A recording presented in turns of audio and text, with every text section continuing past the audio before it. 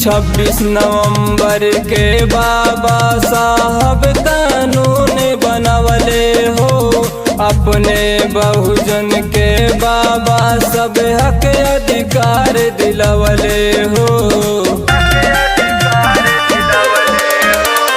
26 नवंबर के बाबा साहब कानून बनवले हो, अपने बहुजन के बाबा सब हक अधिकार दिलवले हो।